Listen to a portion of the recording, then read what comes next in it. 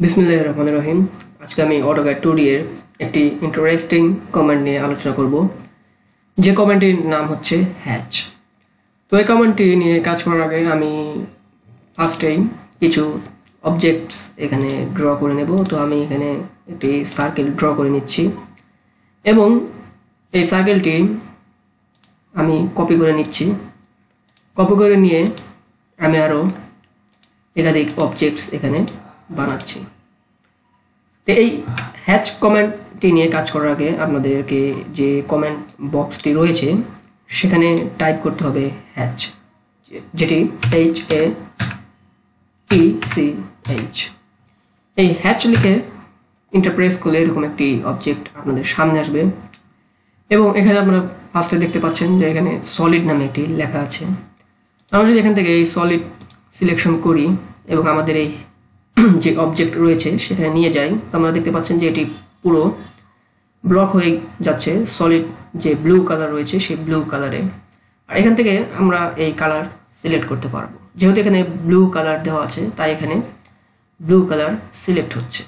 যদি আমরা এখান থেকে অন্য একটি কালার নির্বাচন করি, যেমন এখান থেকে যদি আমরা রেড কালার নির্বাচন করি, তো আমাদের এই ব্লকটি রেড কালারের হ্যাচ হবে এবং আমরা এখান থেকেও আরও অনেক কালার এখান থেকে সিলেক্ট করে নিতে পারবো। যদি আমরা এখান থেকে একটি ব্লু কালার সিলেক্ট করি অথবা পিঙ্ক কালার অথবা একটি গ্রিন কালার এখান থেকে সিলেক্ট করি, তো আমরা এক্ষেত্রে যদি এই হ্যাচ এখানে আনি, আমরা দেখতে পাচ্ছি যে এই আমাদের অবজেক্টটি যে কালার আমরা সিলেক্ট করেছি সেই কালারে হ্যাচ হচ্ছে।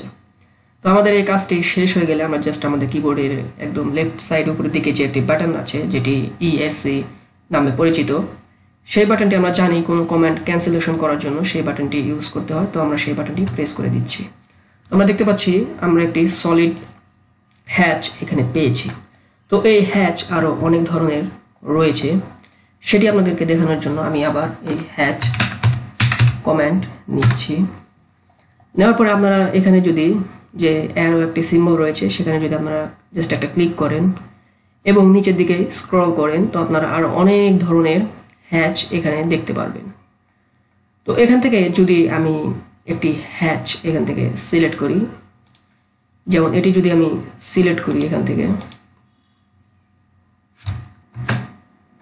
থেকে আমি যদি এই হ্যাচ সিলেক্ট করি এবং আমাদের অবজেক্টে নিয়ে আসি এবং ক্লিক করে দিই, তো আপনারা দেখতে পাচ্ছেন এই হ্যাচটি একটি ব্রিক মেশনারি এই টাইপসের একটি হ্যাচ হয়েছে। এই হ্যাচটি আমরা বিভিন্ন ক্ষেত্র বিশেষে আমাদের ড্রয়িংসে ইউজ করতে পারবো। এছাড়াও এখানে আরও অনেক হ্যাচ দেওয়া আছে বিভিন্ন প্যাটার্ন আকারে, সেগুলো আপনারা আপনাদের ড্রয়িংসের ক্ষেত্র বিশেষে এগুলো ব্যবহার করতে পারবেন, ইউজ করতে পারবেন। যেমন এখানে একটি গ্র্যাভেল হ্যাচ রয়েছে, সেই গ্র্যাভেল হ্যাচ নিয়েও আমরা কাজ করতে পারবো।